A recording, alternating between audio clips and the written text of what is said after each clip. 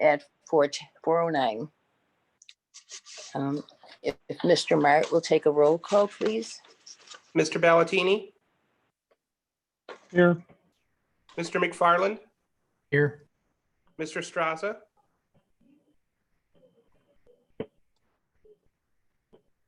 Mr. Straza,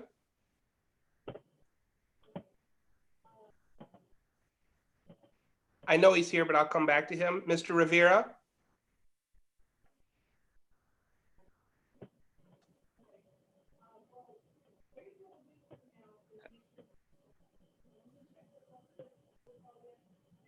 I see Mr. Mr. Straza, I'll go back to you. Yep, I'm here. Sorry. Thank you. And Mr. Rivera?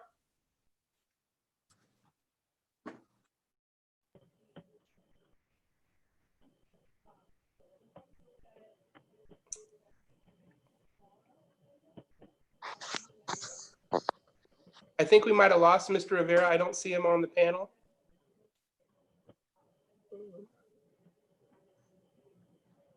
Mr. Noonan?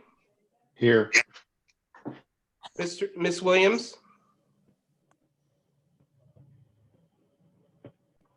I see you there. And Chairperson Harris? Here. We have a quorum, and then I want to confirm when Mr. Rivera comes back on, but I don't see him participating at this time. Okay. And you're making a statement for the record that Ms. Williams is present, because it's not on the audio recording. Oh, she's here. Oh, good. Okay, good. Thank you. And we'll wait for Mr. Rivera to check in. I know he was on earlier.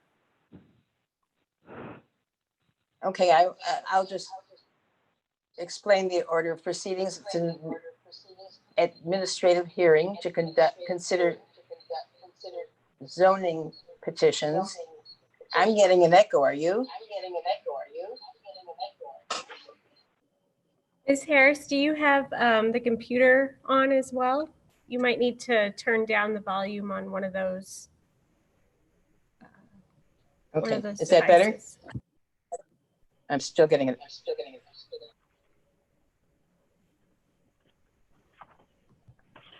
I think we'd want to ask participants to mute themselves if they're not speaking or on. Okay. Well, unfortunately, Ms. Harris is trying to use two different devices. Can you try again? I think we just solved the problem. Okay, how's that? Better? Okay, all right. This is an administrative hearing to consider zoning petitions. We'll have a brief presentation by the staff, a short presentation by the petitioner, hear a testimony in favor or opposed to the petition, and the petitioner will have an opportunity for rebuttal. If Councilor Boyle will explain the executive order for virtual meetings. Well, actually, this is a... George, can you hold on 1 second? I'm sorry. Yeah, you trying to get rid of that echo? Yeah, Ms. Harris, do you have, I see you're on the computer and on your cell phone. Can you turn down the volume on one of those? I think that's what's echoing in the background.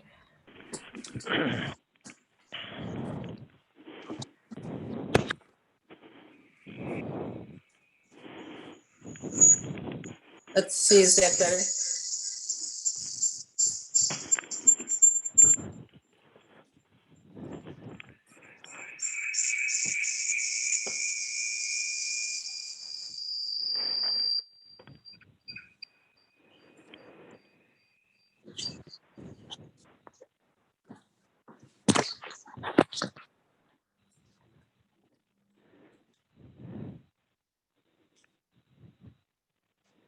Better?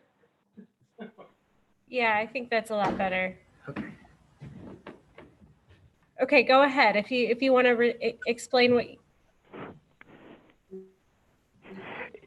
Yes, this meeting of the City of Bloomington. Oh, Sorry, hold on, George. Okay, Victoria, now I don't think we can hear you. Can you speak again? Will Councilor Boyle Go ahead. read the proceedings, the executive order for virtual meetings? Oh, boy. Um,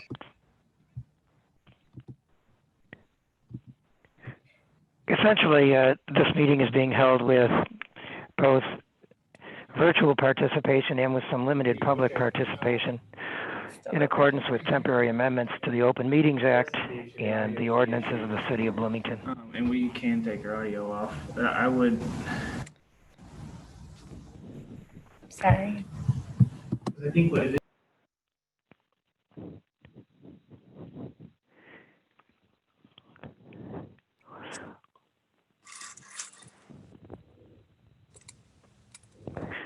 And the hybrid virtual participation and limited in-person participation is necessitated by the COVID-19 pandemic. Okay, thank you. Is there a public comment? Okay, that's much better. We had one person register for public comment. Serena Fish, I believe you are muted right now. If you can unmute yourself.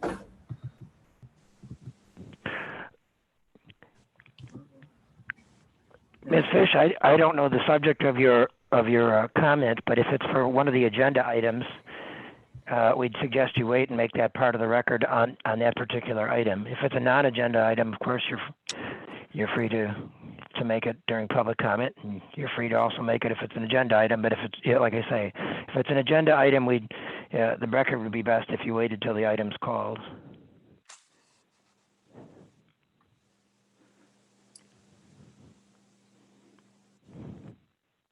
I'm not hearing anything.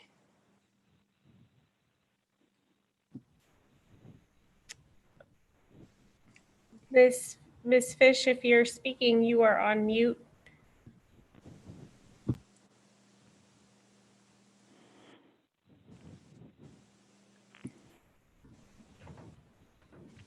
George, can we motion to have public comment move to the end of the meeting?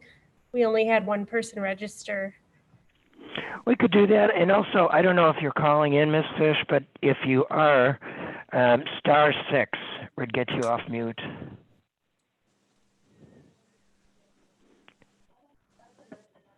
Yeah, we could have oops. Okay, this is Serena Fish, mic check. Can you hear her now? Yes. Thank you. She was muted from the *6 command. Thank you, George, for that. Serena is calling in for the agenda item regarding the cannabis. That is what she wanted to call for public comment and speak on. George, do you prefer she speak from the agenda call, or do you want her to do it from public comment?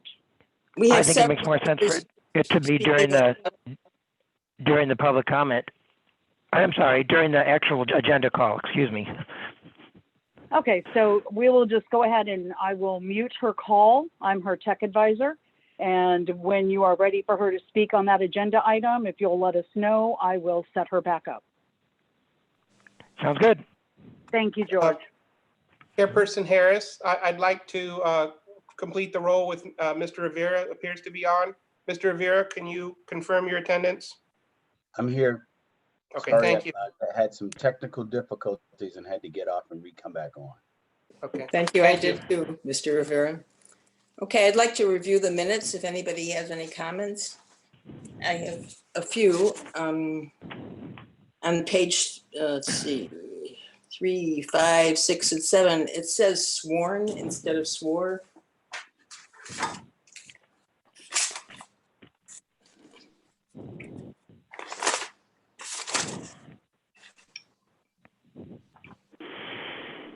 I don't. Chairperson Harris, sworn in for the record, should say swore in. All of those says sworn in for the record. Should say swore in. Okay. And on page 2, it doesn't say that the petitioner was sworn in. It went directly to to the staff report. It doesn't record that she was sworn in.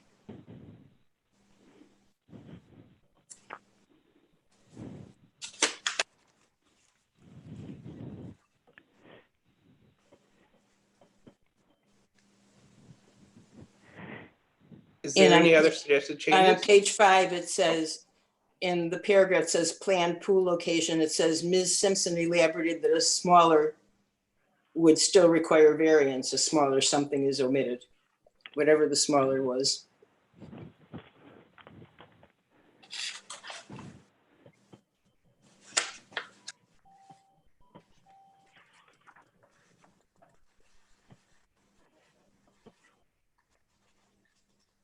Are there any other comments or about the minutes?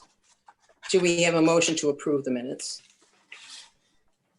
With the amended suggestions, Ms. Harris? Yes, thank you.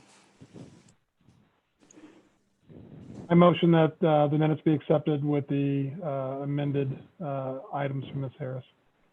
I'll second. Was that Mr. Noonan? Yes. Thank you. Mr. Ballatini? Yes. Mr. McFarland? Yes. Mr. Strasser?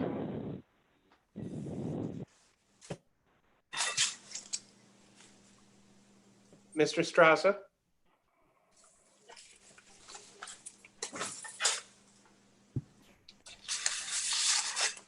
I think Mr. Straza may have been disconnected from the call. Okay. Mr. Rivera? Yes. Mr. Noonan? Yes. Ms. Williams? Yes. And Chairperson Harris? Yes.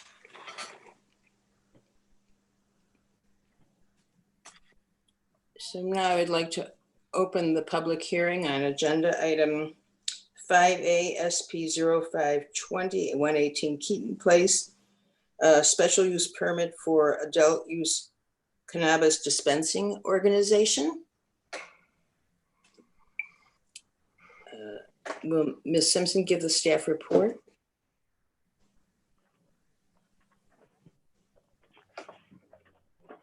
Okay, I'm going to try to share my screen here with Okay. you. So bear with me.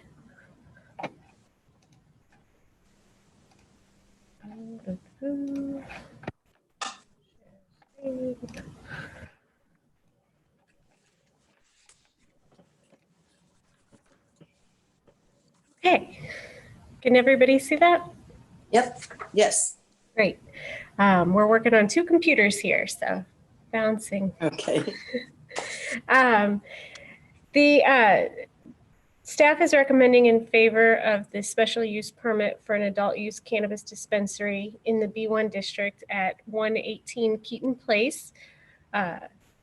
Before you is a picture of the current facility. 118 Keaton Place was a fast food restaurant that recently closed, and the applicant is requesting the special use permit to allow the restaurant to be converted into a recreational cannabis dispensary.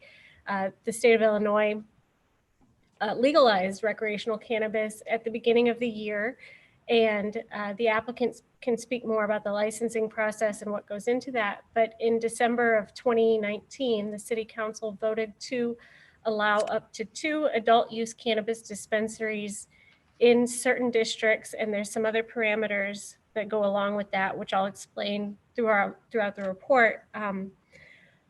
But city council voted to allow up to 2 with a special use permit. And so the special use permit allows a little bit additional oversight and allows the zoning board of appeals and the city council to kind of weigh each use on a case-by-case basis, depending on the appropriateness of the location. Here is an aerial view of the property, and the whole lot is about a little bit over an acre. It's about 56,000 square feet. It's currently vacant. You can see the circulation here. You can see kind of it's one way in here, and then it kind of circles around. So I'm sorry, actually this is 2 ways up here at the north, but then everything is expected to queue around and exit on the south side. The property is zoned B1. B1 is our general commercial district. This type of district allows for most of our retail restaurant, entertainment uses. You may also see some automobile-related uses like a car repair with a special use permit, but it's intended to be located along our commercial corridors. And as I mentioned, City Council voted on a text amendment in December that would allow an adult use cannabis dispensary in the B1 district with a special use permit. Here's another aerial view of the area. So this is on Veterans Parkway and GE, kind of give you some, get your bearings. Keaton Place is it's just east of Veterans Parkway. It does not actually take access from Veterans, but it does have frontage on Veterans. You know, right across the street are additional service uses. There's Bob Evans. There's a former Lone Star building that's vacant. There's also hotels and offices. Just south of here is more commercial space. There's a former Biaggi's, which is currently vacant, Giordano's Pizza. There's a Benny's, a Hy-Vee just south of there. Just north of here, we've got Walgreens, which is a pharmacy and retail, and Lazy Boy Furniture. So the area is primarily retail. East of the site is the former GE manufacturing plant. And we've received some questions that just kind of, I think, some misunderstandings about the case. Some people have asked whether or not that manufacturing plant is slated to be developed with cannabis manufacturing, and that is not the case. That's actually not allowed under our ordinance. The only thing that is allowed in terms of adult use cannabis right now is a dispensary, and that's capped at 2. And there's certain separation requirements between dispensaries, 1,500 feet separation. So even if, so that use would not be allowed in that place. So that was just to kind of expel that. That's not what we're considering today. We're talking about the former restaurant site. Here's just some other photos of kind of the area. So you can see to the north. In the south, there's a mix of retail and office. To the west is Veterans Parkway, which is a state-controlled route, and then also some of the retail and restaurant uses I mentioned previously. And then east is the factory that is currently vacant. So this property, it was vacant for a long time. And then in 2017, the developer put in a restaurant here. So it was a nice infill redevelopment opportunity. Unfortunately, you know, the restaurant that was at this location has closed, but the building is vacant. And so the proposed dispensary is an opportunity to backfill a vacant space along a major commercial corridor. There's also some other vacancy around here, as shown on the map, and so staff is supportive of this because, you know, this opportunity could also be a catalyst for redevelopment in other areas. Under the thought that you're going to generate foot traffic that is going to come to the retail use that's proposed. So Veterans Parkway has about 43,500 daily trips along it. It's our most frequented corridor, and then GE Road has about 12,000 daily trips. So we're really, you know, we're supportive of this because of the potential for redevelopment that could come along with it. As I mentioned, City Council has adopted some additional criteria for a special use permit. And one of those criteria is that any cannabis dispensary needs to be at least 250 feet away from a residential use, single family residential zoning district or multifamily residential zoning district. It also is required to be about 500 feet, it is 500 feet, away from some sensitive uses like churches, schools, cemeteries, and other daycares. And so this site where it's proposed meets that buffer criteria. This is a map, it's a little jumbled here, but when we take all those sensitive uses and those residential uses and we apply the 250 and the 500 foot setback, the areas that are in red or purple are areas where you could possibly locate a dispensary. Everything else that's grayed would be within that buffer and would not be allowed. So the star on the map indicates the location of the proposed site. It does meet those setback requirements because this is mostly a commercial corridor. So the proposed project, the applicant is here and can answer more questions about their business model, and but I can provide some information based on what was given to us in the application. The existing building is approximately, 3,040 square feet. As I mentioned, it was built around 2017. It is a restaurant space. There's not a lot of change proposed to the site other than enclosing the dumpsters and the refuse area to make sure that all waste is stored in a secured facility. That is one of the requirements of our code. The code also requires that at least 75% of the floor area of whatever space is dedicated to cannabis dispensing.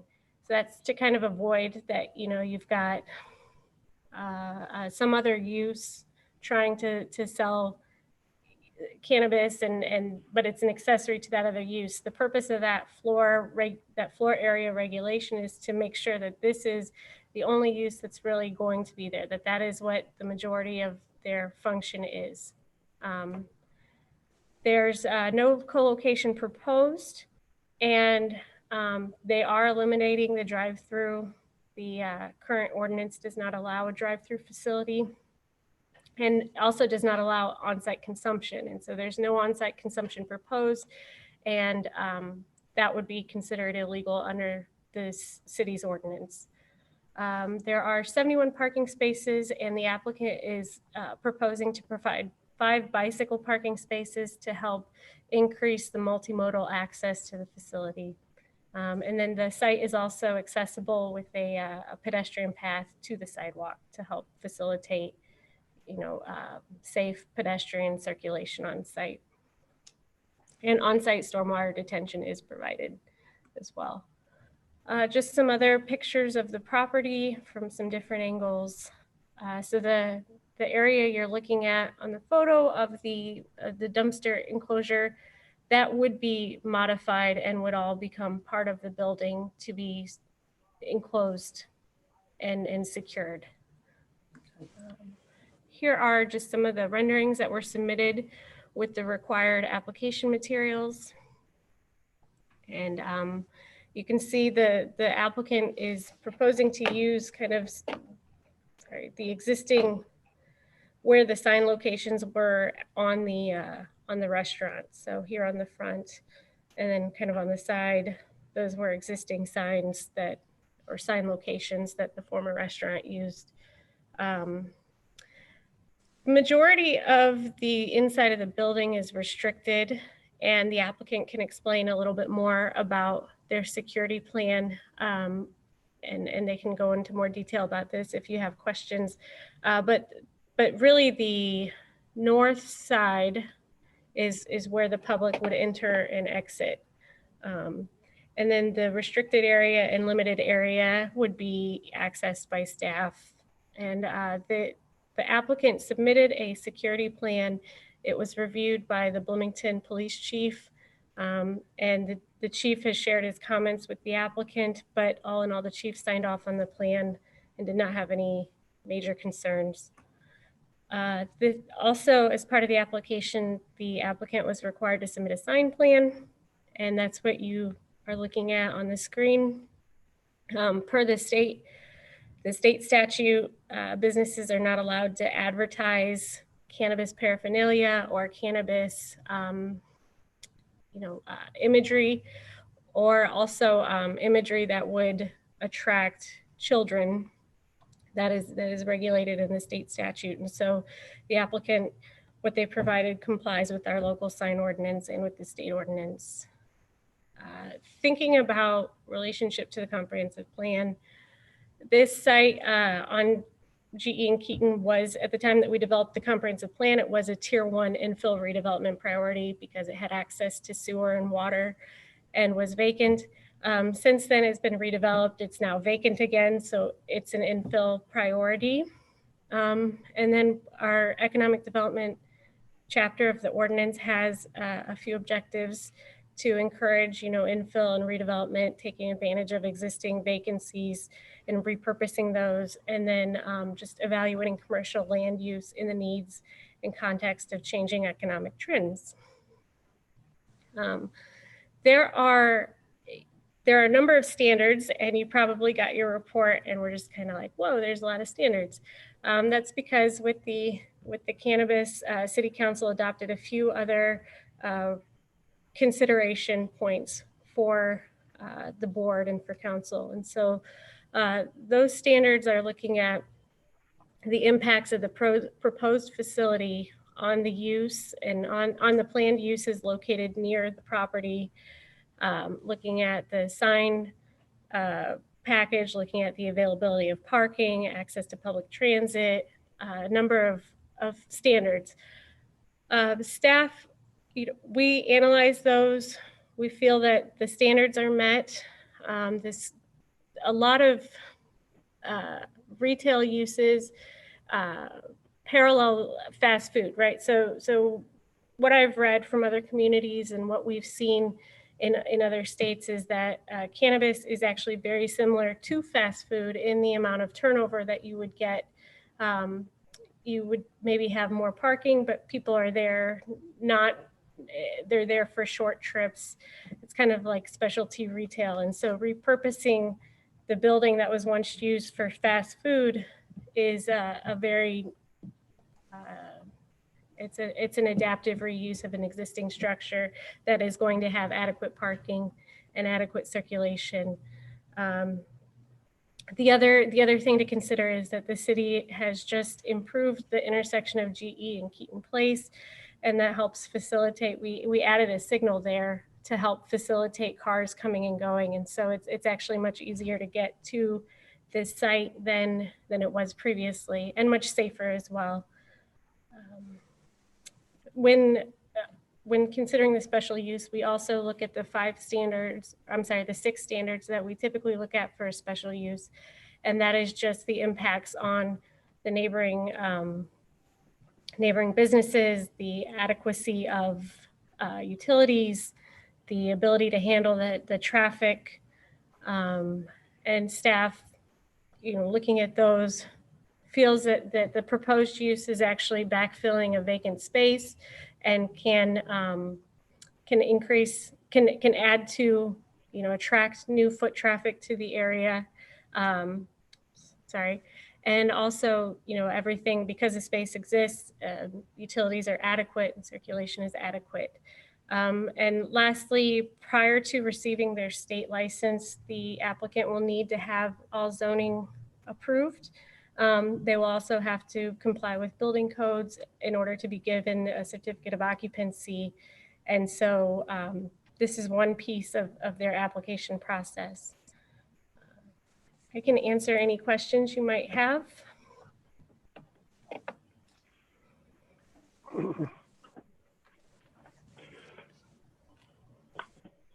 Are there any questions? Yeah, Katie, I do. So you mentioned in there earlier that the city of Bloomington allows 2 dispensaries, right? Yes, our local regulations limit the number to 2. But not for the same company. Does it have to be is it the same company that can have 2 because they've got the one up in Normal, or does it have to be another entity? No, we don't specify that. We just set up to 2 cannabis dispensaries. Has anybody applied for the second one? No. Okay. We have not received another application. Thank you. Is there any more comment about Ms. Simpson's report?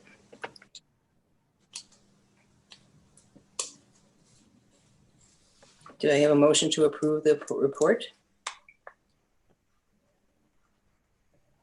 I move for approval. The applicant Excuse is. me, with respect to that, the report's simply supposed to be background at this point. It's not really subject Okay. to approval Okay. or not. Okay, well then let me swear in the petitioner. And I believe the petitioner may also be here at City Hall as well.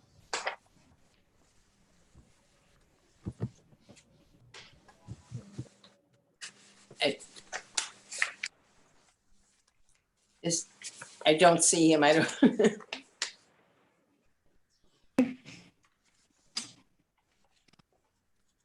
Is the petitioner there?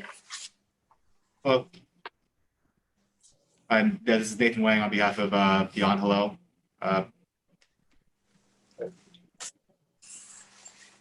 Okay, thank you. Could you state your name and swear that you will tell the truth, the whole truth, and nothing but the truth, and describe your petition?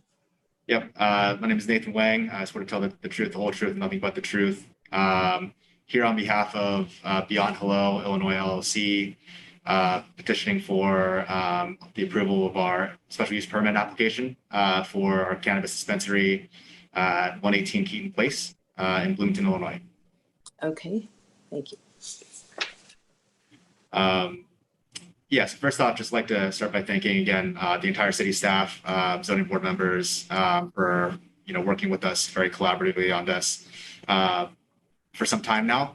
It's been really great to be able to work and speak with a lot of you guys, and yeah, really excited to hopefully be able to do business in the city of Bloomington and bring some tax revenue and good jobs to the city as well.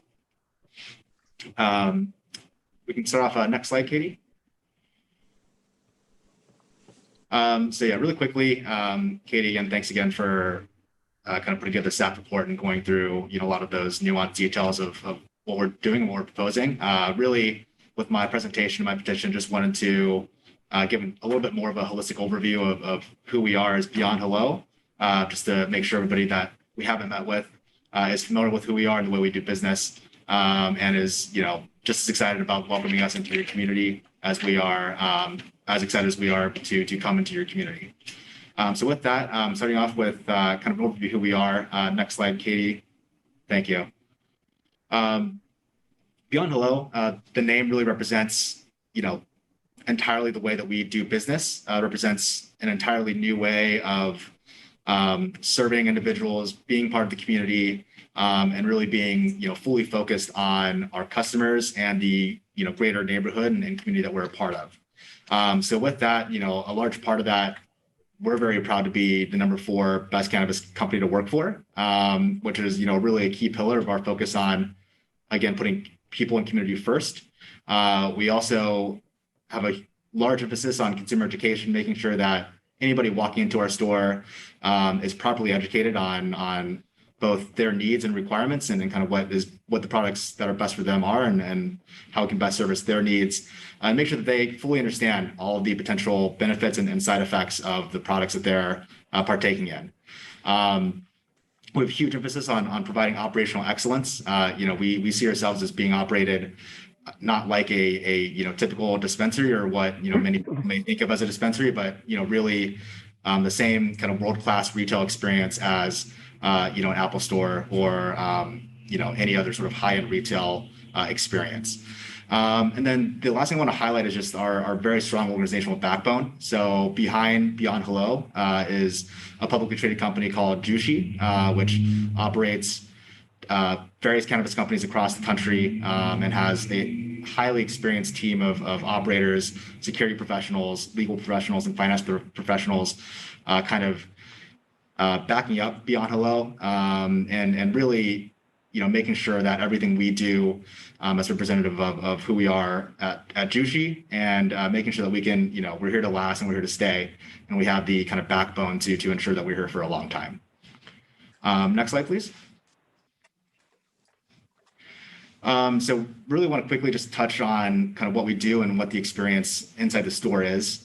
So really, we, again, put a huge emphasis on customer experience and bring a personalized level of service to everybody that walks in through our stores. Again, when somebody walks into our store, we really want them to feel like they're in an Apple store or something similar like that, where they're getting the best possible customer service that we can provide. So what that means for us is also making sure that all of our customers and our neighbors especially feel safe and secure. So we put a huge emphasis on providing the best possible industry-leading security systems and procedures in place to make sure that nothing goes wrong and we're minimizing that risk of something going wrong as much as possible. And last but not least, we want to make sure that we're providing all of our customers with the highest possible quality products at very fair and reasonable prices to make sure that everybody across the board, across all demographic levels, can experience the potential benefits of cannabis. Next slide, please.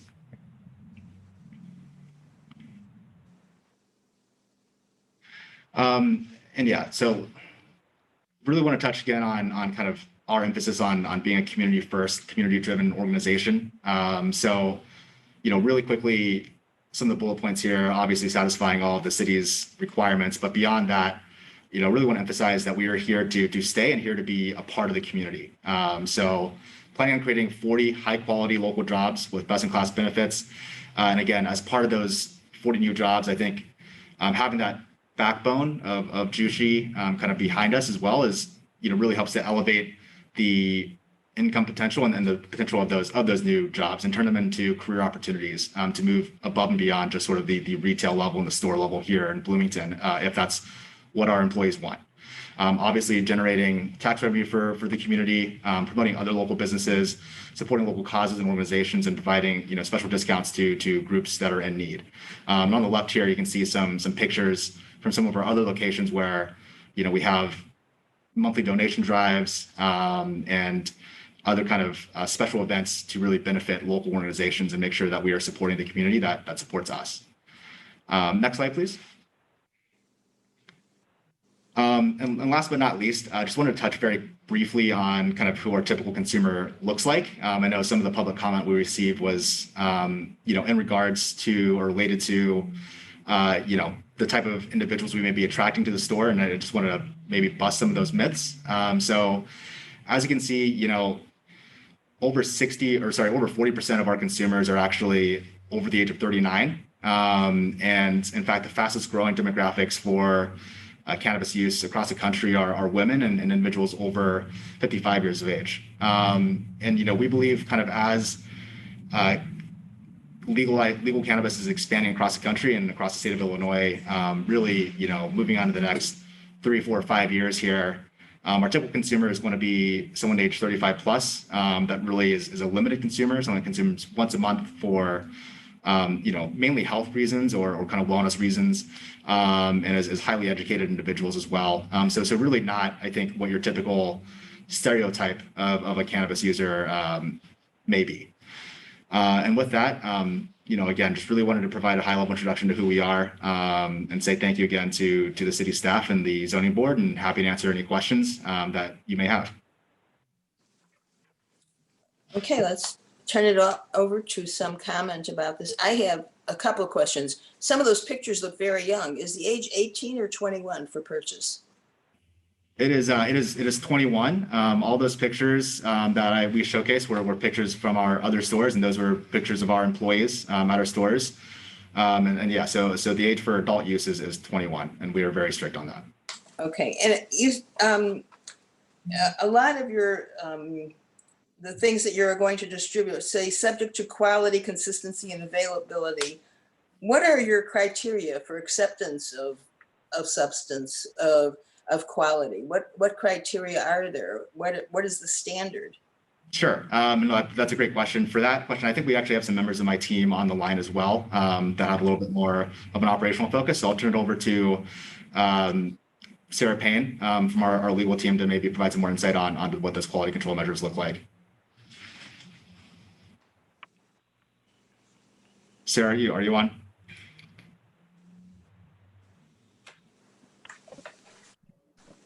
Sarah is there. I think she's muted right now, so she'll probably have to hit *6 to unmute herself.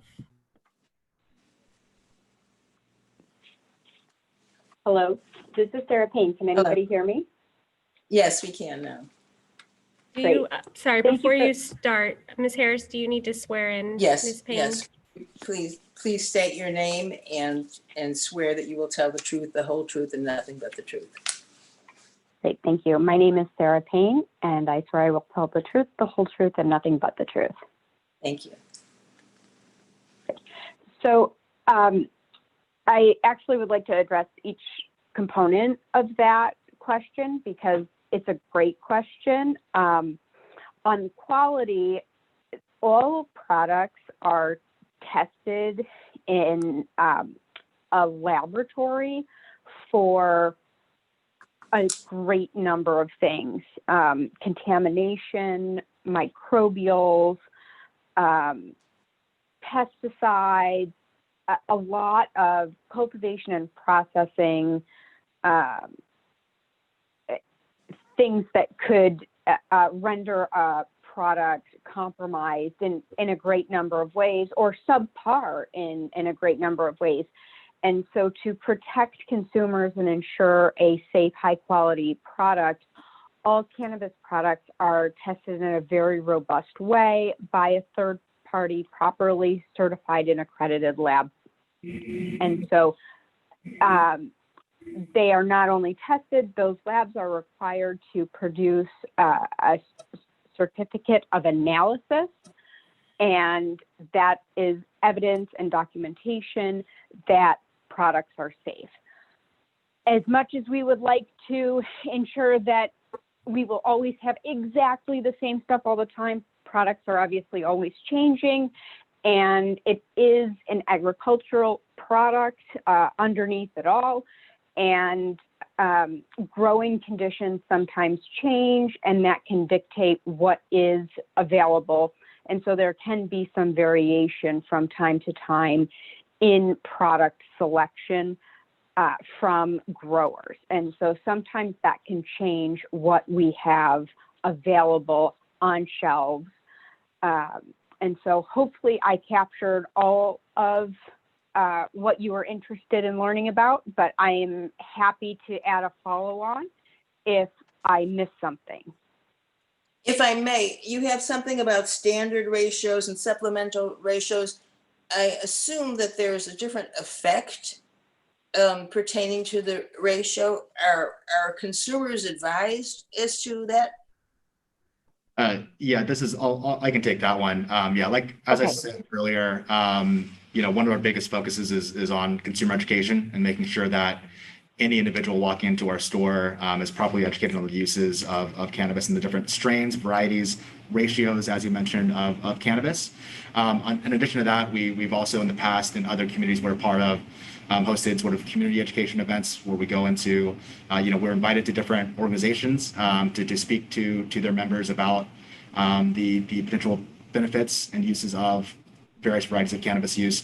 But yes, in the strictest sense, if somebody walks into our door, we want to make sure that they are properly educated on what they're receiving, what they need. We want to make sure we understand why they want to use the product, and we want to make sure that we're providing them with a product that fits those desired outcomes. And what is your vetting process for the people who are giving that advice? I think, excuse me. So we typically, always like to have people with significant retail experience. In some of our stores, most of our employees, have experience with cannabis use or come from backgrounds where they, were formerly employees at pharmacies like CVS or Walgreens as well. And, we obviously have a very detailed staff orientation kind of guidebook and guidelines, and we take staff training very seriously as well. So we want to make sure that no matter what experience level any of our staff members come in at, we are giving them the proper level of training and kind of onboarding before they ever, interact with a customer to know exactly what they're talking about and know exactly kind of what to recommend and are able to do that in a correct way. Thank you. If I may, one more question. You say you're not selling food, but apparently there are food cannabis bars that you're going to be selling.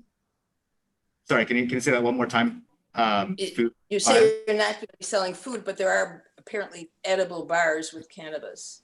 That is correct. Yeah. So so not food. That we're cooking. We're obviously not a restaurant, but yes, there are forms of cannabis that we will keep in stock. Yes, that's correct. Okay, thank you. Does anybody else? I'm sorry if I. No, I got a couple of questions. What is your position with the company, sir? I manage our new markets team. So I'm responsible for our sort of geographic expansion across the U.S. So here locally for this location and the one in Normal, it's ran by individuals. Are they present today? So actually Andrew Cordes, who is our general manager for both of those stores, is on the line as well. Andrew, I don't know if you are on and can speak right now. Looks like he's muted. Andrew, you'll have to hit *6 to unmute yourself.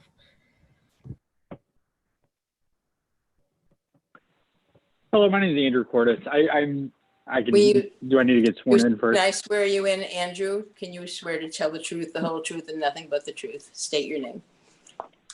I do. My name is Andrew Cordes.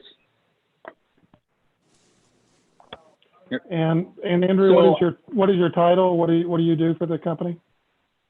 So I formerly was a GM. My current title is Illinois Compliance and Inventory Manager. I could get you on the line if you guys would like. We can get the GM of the local store there in Bloomington. We can add them to this call if you guys would like as well. But I'd be happy to answer any questions. I've GM'd both these stores at certain points, and the GM there in locally in Bloomington is great. So we can get him on the line if you would like as well. No, I don't think I need that. I'm just trying to get an understanding of how many folks are local, that reside in this community, that live in our community versus the individuals that happen to live in, San Francisco or other areas that's not living in Illinois. Yeah, so in Illinois in particular, so our Bloomington store, pretty much everybody that runs the day-to-day operations of the store is local. The GM lives in Normal, and everybody else, we do have a couple of college students that started there that were at Illinois State University. There's not a lot of them there right now because school is not in.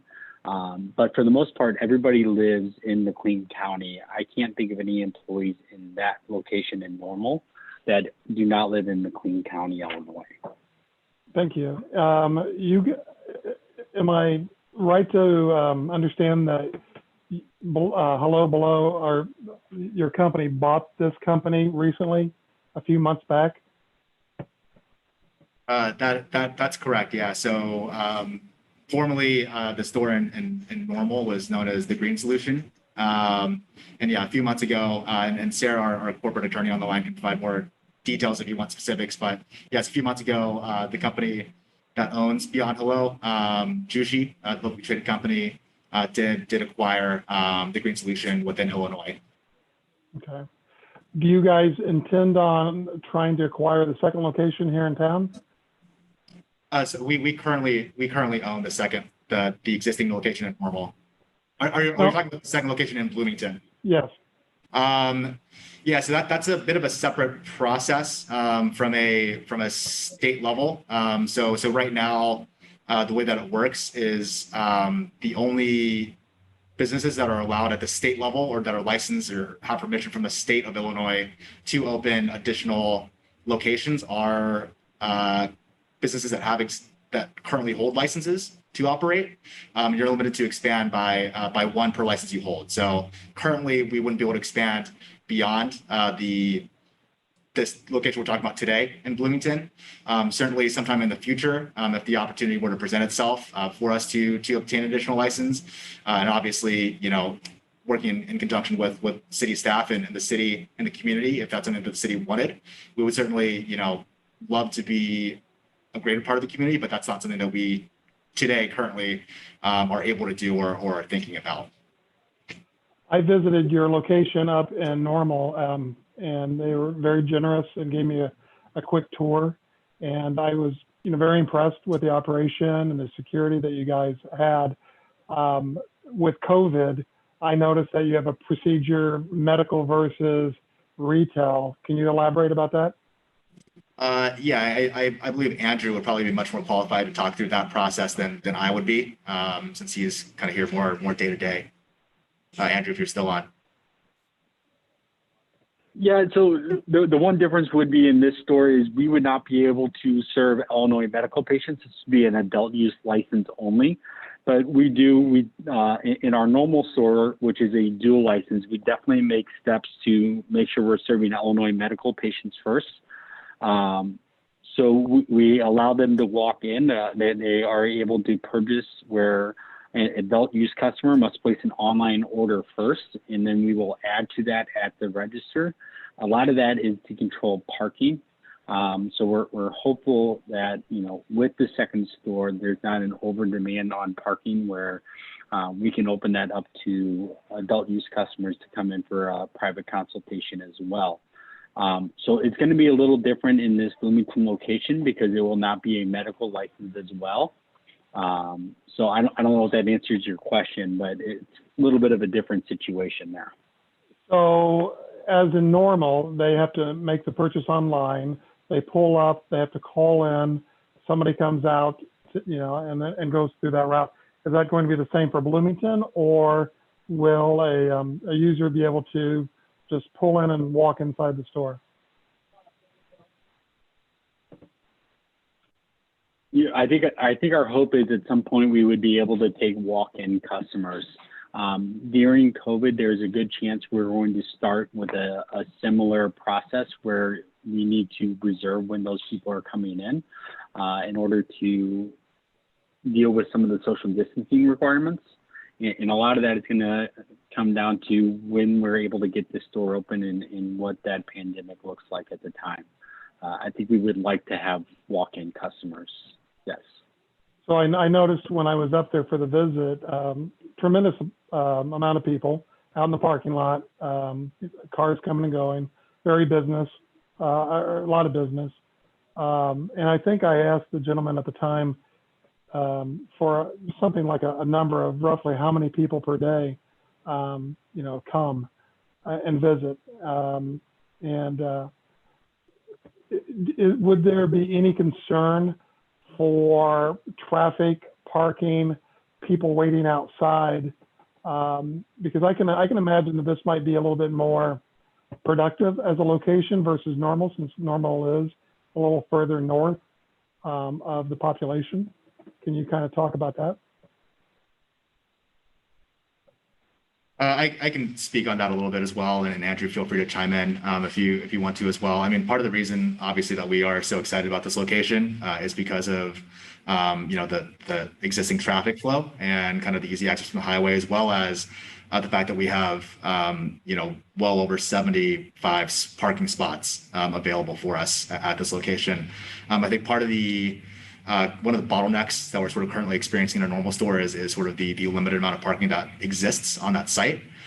So I think, our hope is that, sort of the existing traffic flow coming into and out of that location, as well as the kind of greatly increased volume of parking spots that we have available to us in the Bloomington location will help to alleviate a lot of that kind of bottlenecking and that waiting in line that we're experiencing, as well as simply just having two locations now within the same market, right?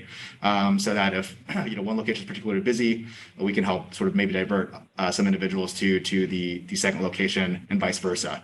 And so I think having two stores now serving the same market instead of just one with a very limited parking size will help to alleviate a lot of that kind of congestion. Okay, thank you. One final question. Kind of a two-parter. How many retail locations do you have in the United States? So I guess speaking as beyond Hello, right now we have currently the one in Normal, the one in Sauget here in Illinois, and then we have a total of 14 licenses in Pennsylvania for retail. I believe 8 or 9 of which are currently built out within Pennsylvania. And again, or Sarah can correct me if I'm mistaken there. And on top of that, we have a few more licenses in other states such as Virginia and California that are again in various stages of being built out as finished dispensaries. And are those under the name of Beyond Hello, or are those under different corporate names? Under various corporate names. Yeah. So as you have a multitude of sites, what is a common, and I own a business as well, so this is a business, you have a product, you sell it. What is the most common complaint that you find across the board in all your locations that we could anticipate from the public? Speaking frankly from a customer experience perspective, I guess first, and then from a more of a maybe member of the public perspective. Secondly, and again, I'm sure Andrew can provide some more detail here if he wants to jump in, but I'll speak first. So I think on the customer side, frankly, and talking to individuals across the country, I think what often frustrates people the most, especially in Illinois, given the current kind of situation at the state level, is perhaps a lack of inventory of certain very popular products, as well as the wait times. That's one of the most common complaint we get from the customer side right now. Again, hopefully the second location in the same market will help us alleviate some of those complaints. It's a supply demand thing. You have more, you need, okay. Yeah, exactly. It's a supply and demand thing. Exactly. As far as members of the public, I speaking truly, and I kind of have the great opportunity and pleasure to speak to city councils and various community members across the country. Really what we experience is typically at first when it's a new thing for a community. It tends to be a little bit scary, especially for some members of the population who are unsure about cannabis use, are unsure about the types of individuals that we're attracting, and are unsure about what we're going to what the store's going to look like, and if we're going to be able to stay in business long term and things like that. Frankly, after we've had a chance to really be in business and kind of show the public what our stores look like on the inside, have the members of the public come in and experience our customer service and our sort of store layout and our customer experience. And after we've had the opportunity to start giving back to the community in a meaningful way through our donation drives or our sort of charity events or our educational events or whatever have you, and we've had a chance to demonstrate also that we take security extremely seriously. That really is our number one priority. Many of those complaints tend to fade away over time, and really kind of as we become a mainstream business and become a member of the community. Really, we really kind of see just we really are treated like any other business at the end of the day, and that's really what it boils down to. A little footnote on your internal monitoring and detection. It says applicant's intention is to be an excellent neighbor. It says we do anticipate objectionable noise. I think you meant we do not anticipate objectionable noise. That is correct. When do you anticipate opening? It's a little bit obviously with construction, especially in Illinois. I'm from Chicago originally, in the winter time, and as we enter into fall and winter, things can get a little bit delayed. Luckily for us, the building's in great shape, and we don't really need to do a whole heck of a lot, especially in the exterior. It's really for us more about some interior renovations and making sure that we're bringing in sort of our kind of store layout and our brand into the interior of the business. So ideally, I think if everything goes smoothly, our hope is to be operational by the end of the year. Again, assuming we kind of get all the administrative steps done in time and there's no hiccups during construction. Obviously, I won't promise that we'll be able to do that, but that is certainly our goal internally. Thank you. And you're hiring local, right? Of course. Yeah, I guess that was the one point I wanted to add to Nathan's very good explanation, is that we do hire locally. We do pay a living wage. We do give a very, very competitive benefits package. Yeah, and I'll just tack onto that one last thing, and I think I mentioned this very briefly, during my presentation as well, in terms of employment opportunities. We really do view everybody coming into our dispensary and all of our people as, and the careers that we offer as true careers with true opportunity to advance and have a career in this industry. And the reason we're able to do that is because we're not just a small local business that has one or two stores. We do have a larger corporate backing of Jushi behind us. And so there are certainly opportunities and examples of individuals who are able to come in and start working at the store level and work their way up through the organization and really build a true career for themselves in the process. I had a question. Mr. Strezza. Yes. So what are like the employee requirements? Education, I assume they have to be 21 or older because the people that can consume it they have to be 21 or older. So I assume anybody has to be older. And what are the requirements? Is there any requirements for them to be employed there? Yes, and since Andrew has done a lot of the hiring locally here, I'll glad to hand it over to him to talk through kind of what he looks for and what those requirements look like. Yeah, so sorry, I missed a little bit of that, but the first requirement, I know this was asked earlier, is you have to be over 21. We really look for a retail background is one of the main things that we're looking at because a lot of people just don't have the cannabis education. But we do require quite a bit of training. One of those training programs is called the Responsible Vendor Training. It's a 4-hour course that goes through all the legal requirements in order to serve customers, including any kind of issue when it comes to being overserved, being a drug driver, anything like that. We also go through in our orientation another 4-hour deck on compliance and 2 hours on cannabis education, as well as several hours of POS, customer service, those kinds of training. So the training program is pretty extensive. We're required by the state to do at least 8 hours annually, and we don't have a problem hitting that mark with what we need to hit. So one last hopefully question. That answered the question. Maybe, yeah, that answered my question. Thank you. The other question I think I saw, and maybe I missed this earlier, was just some of the comments that people have made about concerns about the location and things, which my understanding from reading all the documents that there's no odors or anything like that because they can't use it on the premises and things like that. I assume there's no, there was concern. I think people in the community were concerned that there'd be some odor to be emitting, but I think that might have been a misunderstanding that they thought you guys were producing or manufacturing things at that location, which was not correct. Oh, sorry, go ahead. I wonder if we should hear the witnesses who are in support or opposing the petition to their specific complaints, but maybe generally you could go ahead. Yeah, so in general, especially from the odor standpoint and the littering standpoint, I'm happy to speak to that.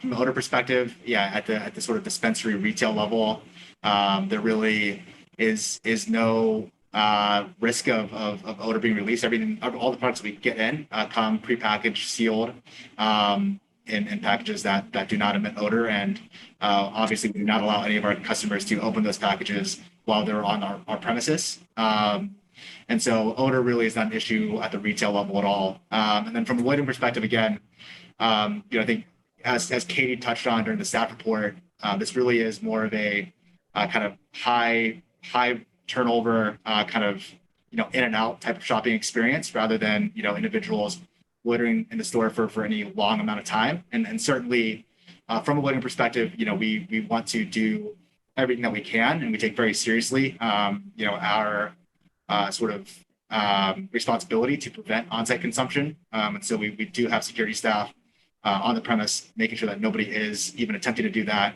and nobody is littering for longer than they need to be there for. Really, you can think of this as your typical, maybe wine store, something like that. If you're on your way back home from work, stop at the wine store. You're not really going in there for that long a period of time. You're grabbing the bottle that you want, checking out, and you're certainly not sitting on the curb drinking that bottle of wine. You're taking it back in your car with you, driving home with it, and then enjoying it in the comfort of your own home. So it's a very similar experience to that. Is there an expiration date on these products? I think the expiration date certainly varies among different products, whether it's flour or edibles or other sort of types of consumption methods. But yes, there is, these are, again, agricultural products. So ultimately there is a sort of, a use by date or a best by date associated. And I'm sure if, Andrew can provide more details if needed. So at your normal location, when I walked in there, there was a greeting area or a front entry before you could get into the main retail. Is that what the location is going to be in Bloomington? Yeah. So on the staff report, I believe Katie had up sort of that floor layout of what our kind of open access areas are, restricted access areas are, then limited access and the restricted access areas were.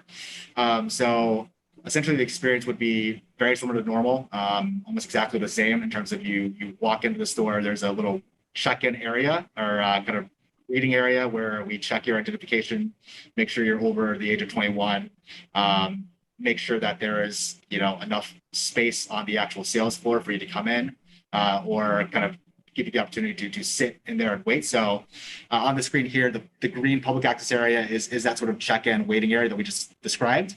Once you're checked in, you have the opportunity to either go into the kind of larger limited access area or the smaller limited access area, both of which are our actual retail spaces. So the smaller area is more of an express pickup type of window where you've already placed an order online. You check in, we check your identification, then you can go in that smaller space to pick up the order that you've already placed, or you have the opportunity to come into the larger limited access yellow area after your ID has been checked to actually browse our sales floor, get the opportunity to speak to one of our experienced sales associates to kind of get the experience that you're looking for as far as an in-person shopping experience. And then all the red obviously is restricted staff only areas. That's our inventory spaces, our back of house, kind of loading, shipping, all of that stuff.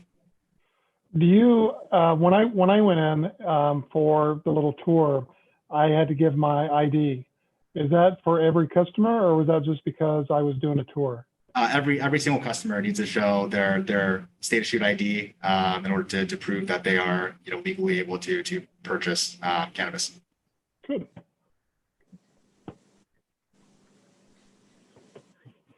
Thank you.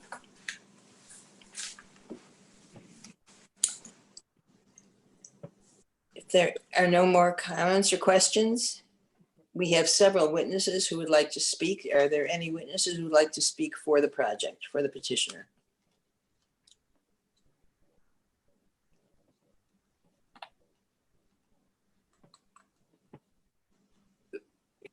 We had one person sign up in advance, Mr. Shaw, I believe.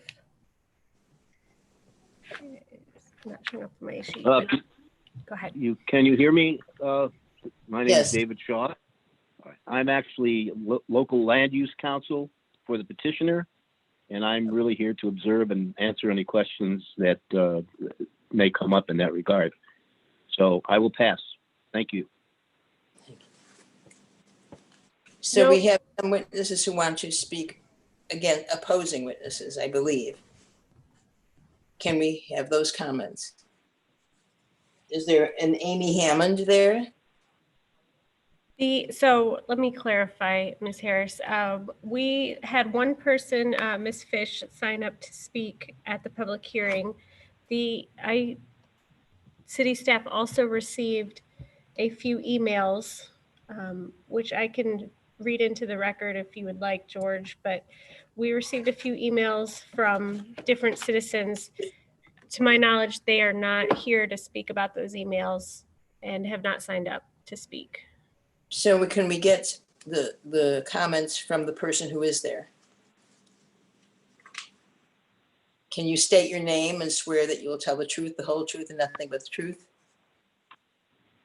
Yes, I'm Serena Fish, and I promise to tell the truth, the whole truth, and nothing but the truth. Thank you. so I can just start? Yes, please. Thank you. Thank you. I realize that we cannot control cannabis being here in our city, but we can control where it is placed. Not the best place is in the middle of Bloomington on one of the highest traffic parkway veterans, where there's already the highest incident of traffic problems and accidents. The big thing is there supposedly was a letter sent out to all the owners and or occupants of buildings, and not everyone either was contacted and or got a letter. Specifically, I'm talking to you about two items at two places in the middle of the 500-foot buffer zone, which are not mentioned anywhere in any of these proposals. And that is two family dental groups, one being Dental Group of Bloomington, which is within the 500-foot residence. And there are children coming and going out of that building. And next door is another dental office, and it's also a family practice. And there are children coming and going out of that building. Nowhere in any of these documents does it say that there are children on the premises within the 500-foot buffer zone. The sign on Veterans that was put up is behind the bushes. You can't see it until you get right to it. And when you finally get to the sign, you can't read it anyway because of the way it's printed and the colors. The sign in the back of the 118 lot, you can't read unless you get out of the car. The sign that went up recently, I think this weekend, on the corner of GE Road and Keaton, again, you can't read it unless you get out of your car. Can you hear me? So people did not get the letter. There is children coming and going within the 500-foot radius. Also, we are a large college town. Anyone that believes the average age is a woman of 50 plus, I have a bridge I'd like to sell you. You go through all these documents, all this restaurant and that restaurant, but they have nothing about these two dental offices. Also, I have visited the Normal site numerous times. There are people, and I'm assuming some of this has to do right now with the COVID.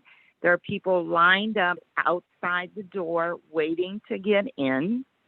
Do you really want to see that when you're over at the dentist office waiting with your kids?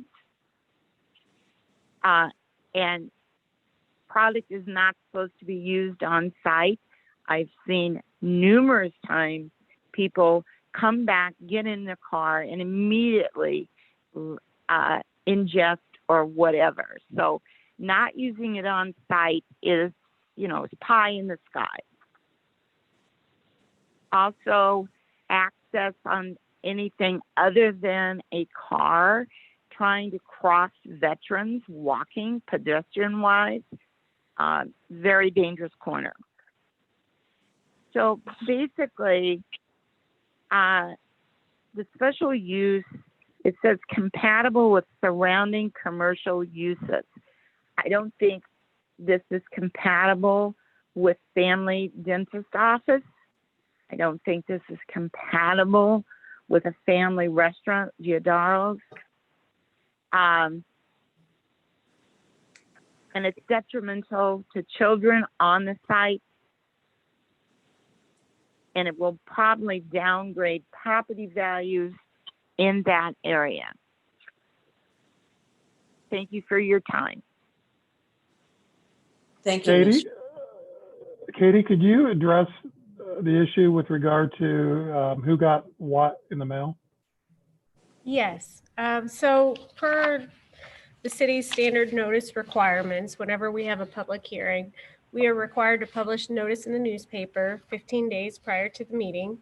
And also we mail notice to all property owners within 500 feet of the property. And so in your packet, it's at the very end of the cases, we included a copy of the pantograph notice as well as a copy of the letter and the map of all the properties that were contacted. 1507 North Veterans Parkway, which is where the family dental place is located, is owned by Stark Management, hosts 2, LLC, 1805 West Washington Street. They were mailed a notice.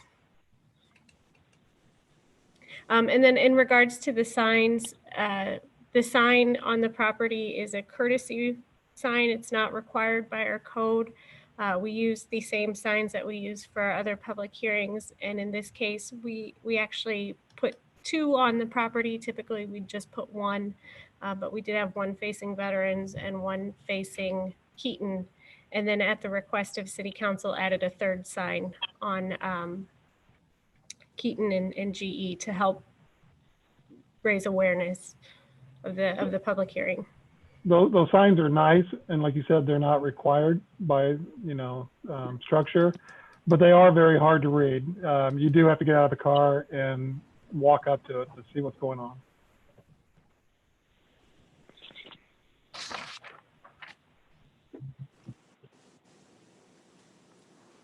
Thank you. Could you read, are there no more comments about this particular statement? Can we read the things that were sent in to you, please, Katie? For the record.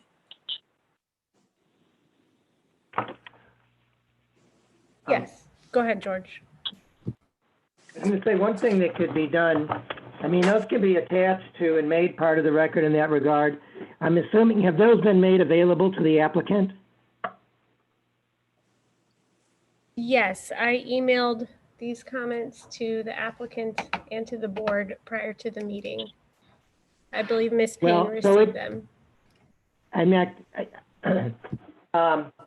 clear as to the length of the material, but attaching them to the record would be sufficient. Now, if anybody has questions they either want to ask or issues that are raised in those that they'd want to address, that would make sense. And certainly you're welcome to read them in there if that's the consensus of folks. But I'm saying attached, making them part of the exhibits. We, as say, email exhibits 1, 2, and 3, if that's what we'd want, and that would be sufficient as well. I have them on the screen, and we can incorporate these 4 emails into the record, and we'll label them email exhibits 1, 2, 3, and 4. Ms. Harris, I'll defer to you if there's. I would like to know if anybody on the board would like to comment on any of the people who are objecting to the petitioner, any of the statements that we have seen. I mean, I'll make a quick comment. It appeared as though at least 1 or 2 of the letters thought that the facility was going into the manufacturing plant, and and may or may not be involved in the production of the product. Which I think somehow some misinformation got downwind and got to some people thinking that it was going to be that big building and that it would produce an odor and those sorts of things. Right. Thank you, Mr. Newman. And if I may, not sure if I'm speaking out of turn here, but would love the opportunity to just very briefly address some of the public comments we received as well. Again, I understand that certainly, this is in some people's eyes a sort of a scary thing coming into a community. It's obviously a very new thing, especially here in Illinois. I understand that. I want to reiterate that we do everything we can to become model members of every community that we're a part of and become integral parts of the neighborhood and supporting all of our surrounding businesses, our other local organizations that support others within the community as well. I also just want to, touch very briefly on kind of some of the feedback we received from our neighbors. I did my best, a few weeks ago here to meet with as many of our neighbors as possible, both within 500 feet and outside of 500 feet along that sort of that corner of GE and veterans that we're on. And everybody that I had the chance to speak to, which I think was the vast majority of businesses in that area, was very supportive of the business that we were proposing and the location that we proposed. They were very excited, in fact, about potential additional traffic that we'd be generating for their retail businesses as well. On kind of the topic that Ms. Fish pointed out in terms of children in the area, again, I want to reiterate that we take very, very, very seriously that you have to be over 21 to even come into our store. When we first check your ID, every single time anybody enters in our store, it doesn't matter who they are, what they look like, or they're a longtime customer or not. We make sure to check their ID, scan their ID to make sure that it's valid, and it's very, very impossible to come into the store personally if you're not over the age of 21. And again, we do everything in our power to make sure that there is no loitering, and we're making sure that nobody's consuming on our premises at all, which obviously would be illegal in the city of Bloomington. And again, I think we always try to in all of our stores across the country. We obviously like to be located in busy commercial areas. And so, we've had plenty of experiences in the past where we are neighbors with, restaurants and, medical offices, et cetera. And frankly, again, I understand it's a scary thing coming in, but once we get going and have the opportunity to demonstrate to you and to the rest of the community what we're really about and how we operate our business, I think you'll see that, those concerns really, shouldn't be concerns at all. And we do everything in our power to make sure that we're protecting the community and those around us. Matt, one concern was that it would negatively affect this person's business. Takeaway, could you speak to that? Yeah, again, I don't think that we've seen anybody, any surrounding businesses to any of our locations negatively affected. Again, if anything, all the business owners that I spoke to, I won't name anybody name to, I don't want to put anybody on the spot, but all the surrounding businesses I spoke to, in our area, we're very supportive and very excited about the potential new traffic that we would be generating, coming by their locations. And again, we have, in other parts of the country been located next to other medical offices and never, really had a problem with those neighbors as well. And again, I'm happy to speak to Ms. Fish one-on-one as well, if she would like to kind of try to address some of her concerns, directly. Thank you. Okay, I think that closes the rebuttals part of the procedure. Can we have a motion to close the hearing and go to a statement of fact? Can we have a motion to close the hearing? I don't know. You need a motion to close it. As a chairperson, you can just close it. If there's no When additional I close evidence. the hearing, can we go to the statement of fact?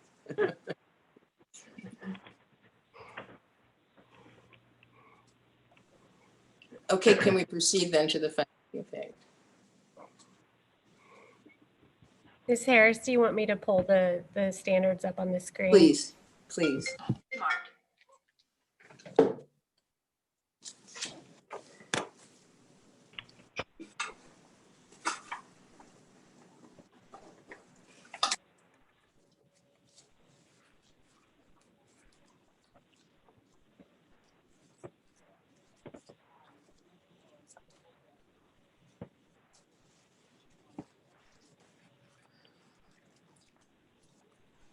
If the board would prefer, we can go through each individual standard and vote on whether it's met or not met.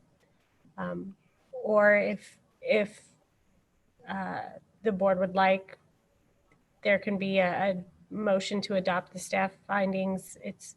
I'll defer to the board. I'd motion to vote to adopt the staff findings as a whole. Can I second that?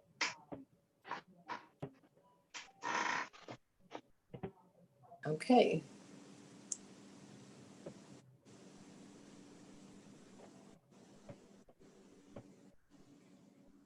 Should I take a roll? Please, thank you.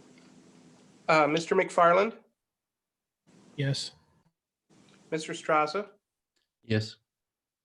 Mr. Rivera, Yes. Mr. Noonan, Yes. Ms. Williams, Yes. Mr. Ballatini, Yes. and Chairperson Harris. Yes. So the motion has been approved with the finding of fact. Can I have a motion to approve or deny the petition? Before we get to that, and I need just a point of clarification.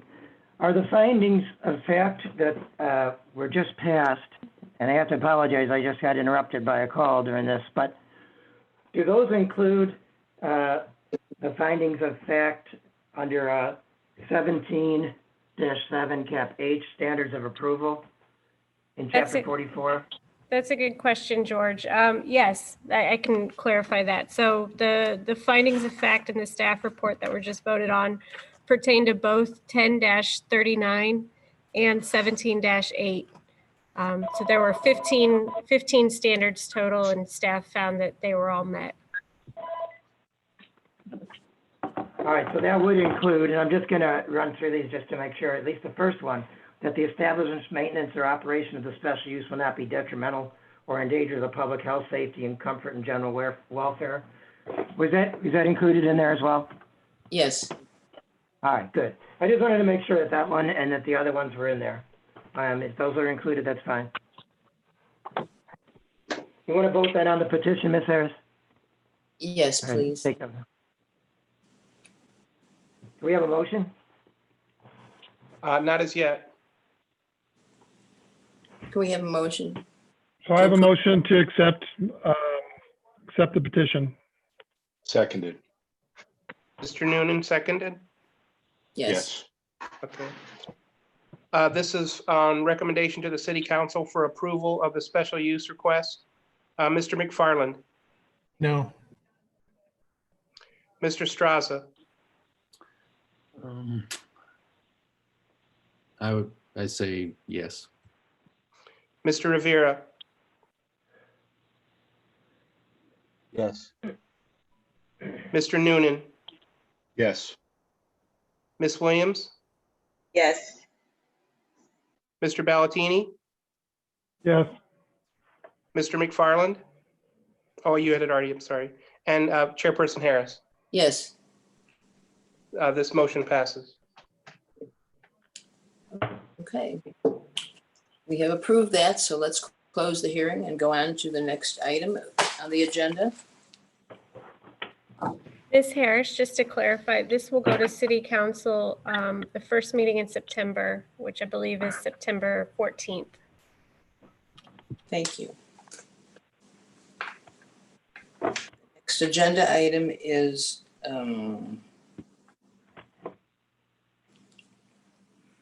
agenda item 5B and 5C, SP 0620 and Z1112, 1617 Emmer Street, religious place of worship. One is a structural thing and one is a height thing. Staff report for that.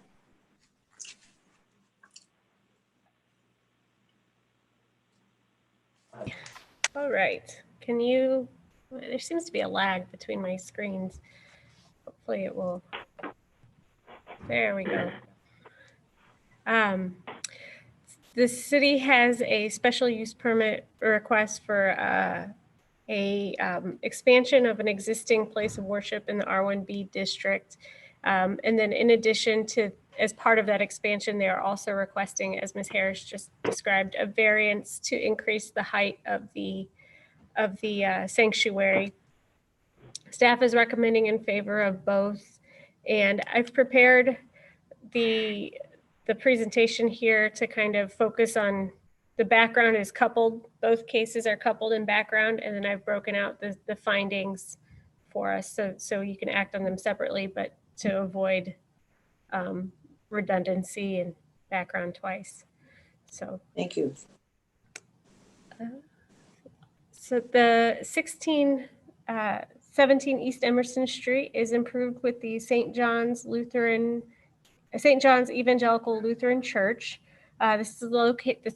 That's what you're looking at in the photo there. The church was first built. It moved to this location in the early 1960s, so 1959 actually. The subject property is approximately 9.54 acres. It is located at the corner of East Emerson Street and Towanda Avenue. Both are pretty highly trafficked streets, collector roads. And the last addition was added in 2009. So in the residential districts, we require a special use permit, and per 17-8 of the city, chapter 44, 17-8 of the city code, anytime that use is expanded, there needs to be a new special use permit approved. The surrounding zonings to the north, we have P2, which is our public institutions. That is the Ewing Cultural Center. And then there are also some larger R1A single family lots. East and west is R1B, and then south is our B1. It's a commercial retail center, the Towanda Plaza Retail Center. So part of the R1B regulations, the special use permit for a church is to limit the height to 45 feet. And, that applies to churches within neighborhoods. This scenario is a little bit unique because Towanda and Emerson are collector roads. So it's actually it's not really in the middle of a neighborhood where you might want a church that's compatible and the scale is the same as the surrounding houses. This is a little bit more isolated. It's a larger lot. So staff is supporting the variance request because of its location. It's a little bit unique versus some of our other churches that are more surrounded within an actual neighborhood.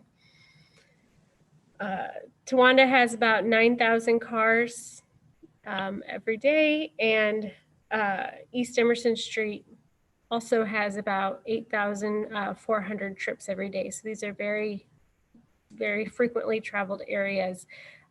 Just south, as I mentioned, is the Towanda Plaza retail area. So when you're coming kind of south on Towanda, the church is actually a gateway for that commercial corridor.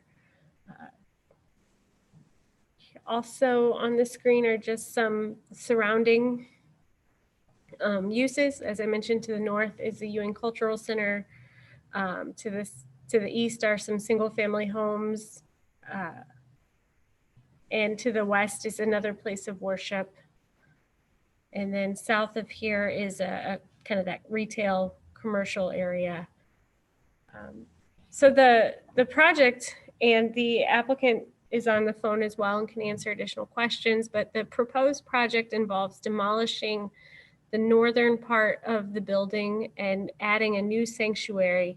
And the new sanctuary would accommodate up to 500 parishioners. The existing facility is about 64,000 square feet and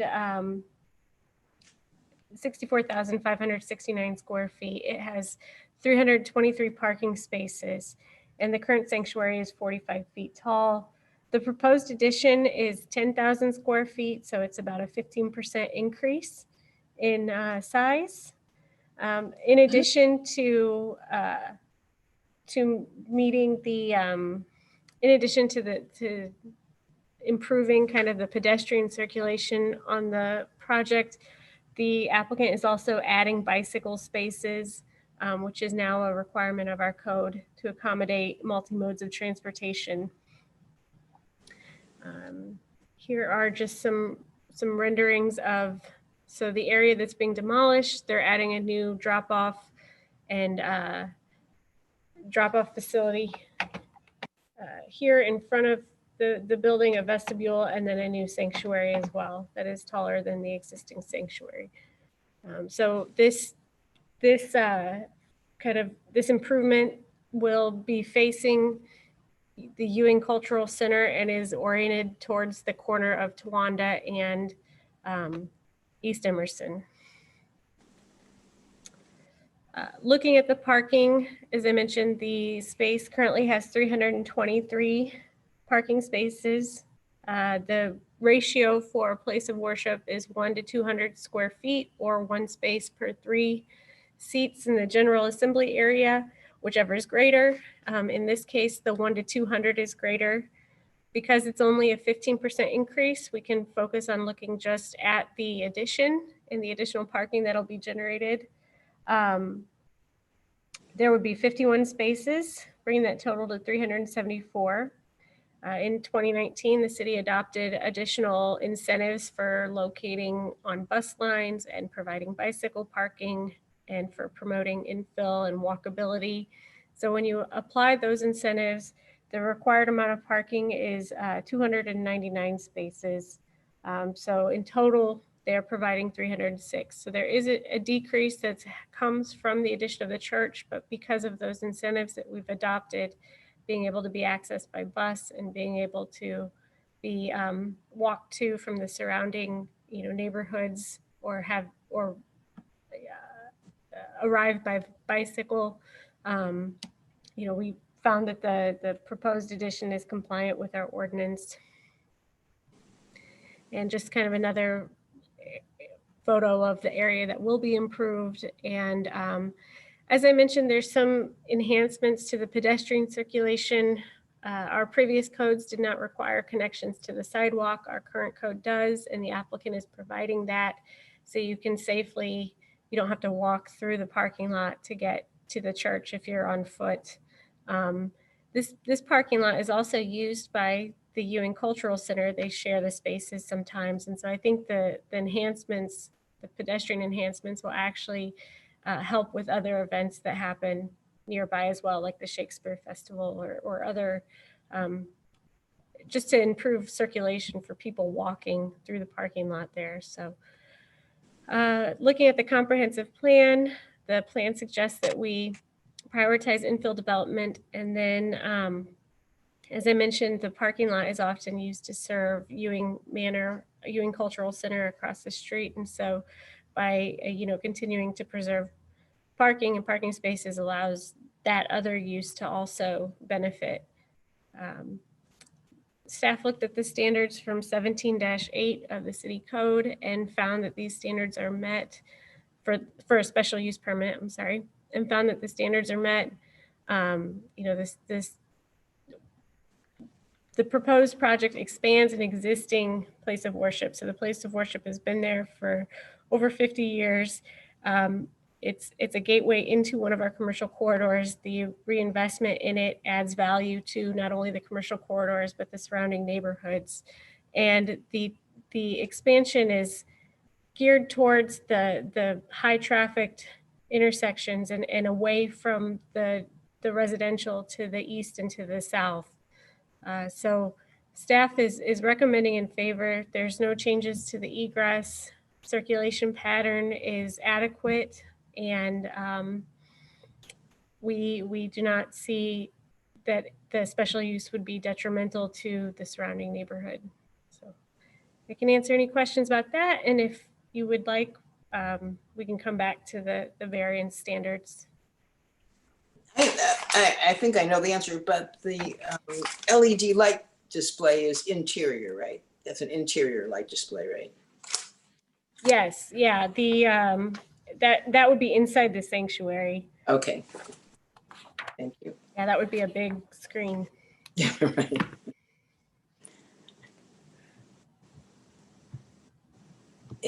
If there are no more comments about the report, I would like to swear in the petitioner.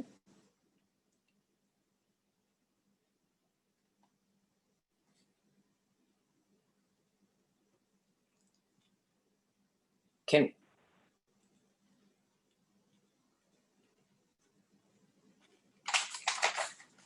is the Hello, petitioner? can you hear me? Yes, thank you. Will you state your name and swear that you tell the truth, the whole truth, and nothing but the truth? Yes, my name is Greg Butler. I swear to tell the truth, the whole truth, and nothing but the truth. I'm in attendance today. I'm an architect at BLDD Architects, who St. John's Lutheran Evangelical Church has hired to help them with their project here and the petition for a special use and a height variance. I'm here giving support for that project and available to answer any questions from the city or from the public comment. Thank you. Are there any questions of the petitioner?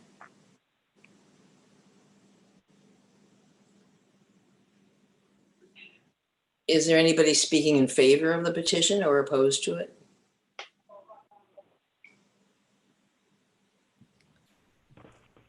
We had one other person register to speak in support of the petition. David Glesney. I hope I pronounced that correctly. I believe he's on the line as well, but muted currently. Thank you. David Glesney, would you please state your name and swear to tell the truth, the whole truth, and nothing but the truth?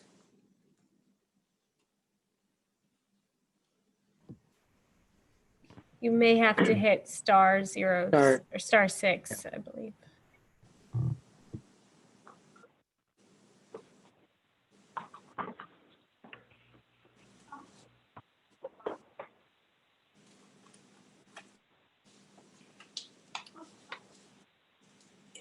Are you there?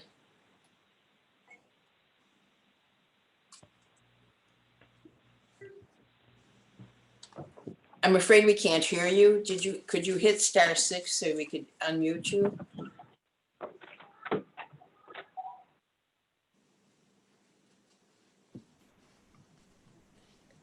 David appears to be unmuted. Yep, I got it. I Hello? got myself figured out here, I think. All right. Thank you. So my name is David Glesney. I'm the senior pastor of St. John's Lutheran Church, and I swear to tell the truth, the whole truth, and nothing but the truth. Thank you. So I'm here just essentially if you have any questions that aren't architectural in nature, and just speak in support of the project, of course. Are there any questions? No. So your sanctuary right now, how many parishioners can be in your sanctuary today? Today, a lot less than normal because we have COVID restrictions, but Greg, do you remember what that exact number is? I believe it's about 375. Yes, that's correct. So once we all get back to normal, whenever that happens, it's going to increase. You're going to have the ability to increase your foothold tremendously. Yes. Good. Good. Good.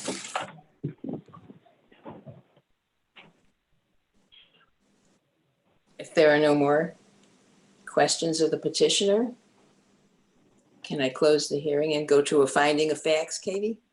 Just for the record, nobody else registered to speak on the application, and no one is present at City Hall. So, yes. Thank you.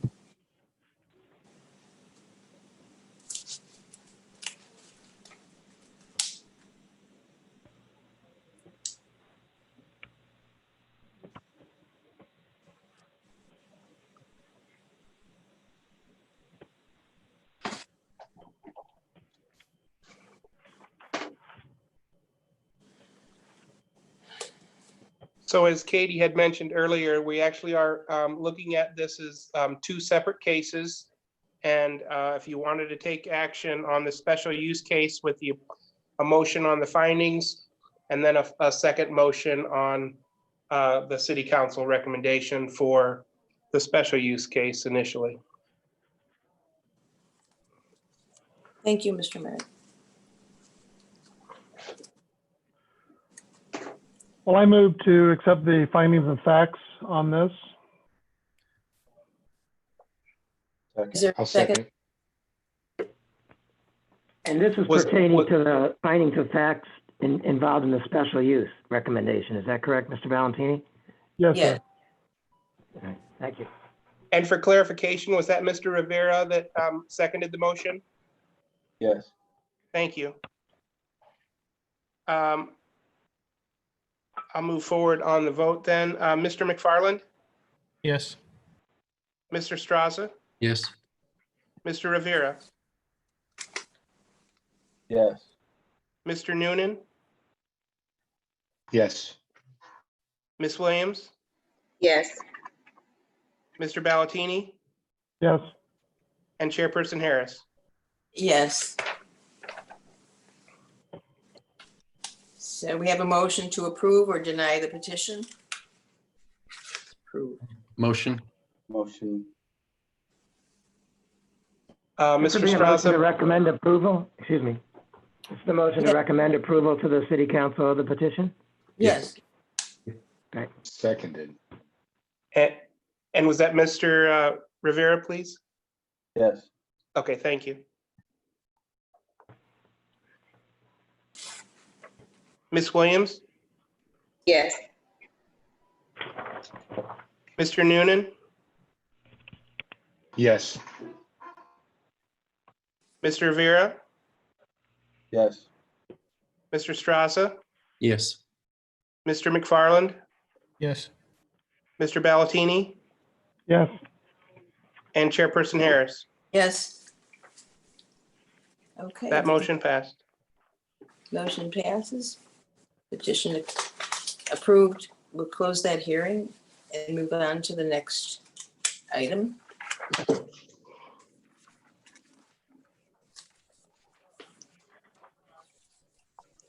So this next item is on the variances, and I think Katie had split her staff report to some degree on this.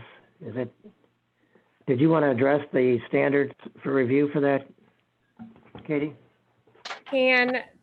There is a lag, I don't know, between my presentation and what's on the screen, so hopefully it'll catch up here.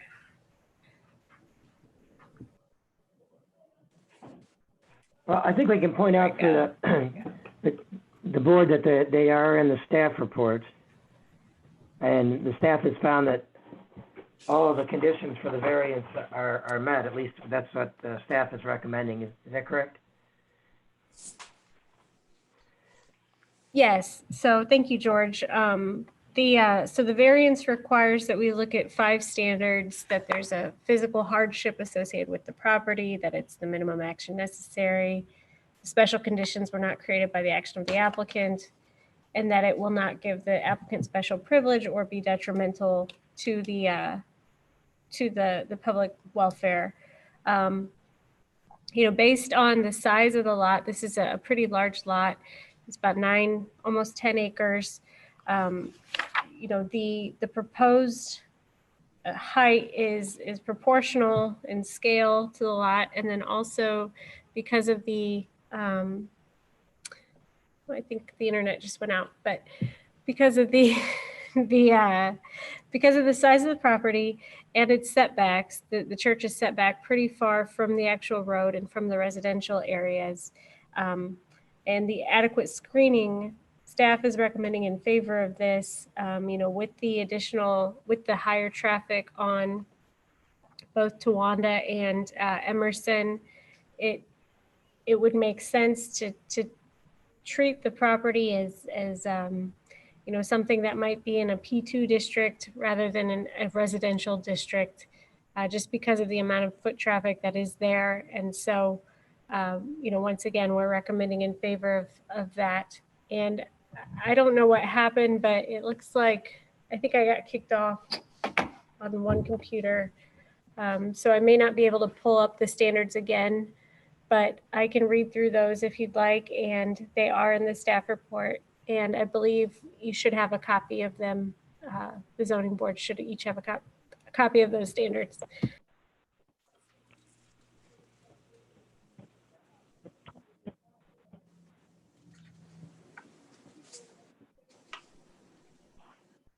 Is there a motion to adopt the standards recommended by staff, or does someone want Katie to read through them? I'll make a motion to adopt the standards recommended. I'll second it. Seconded.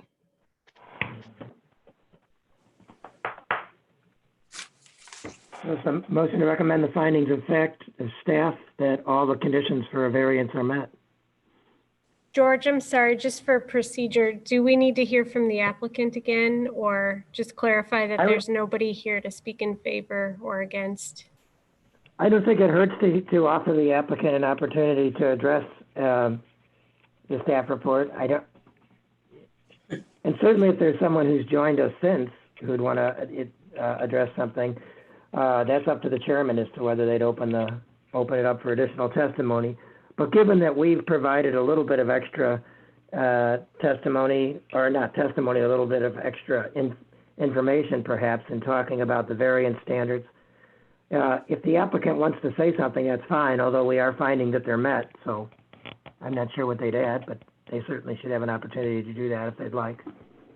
Would the applicant like to add any additional statement?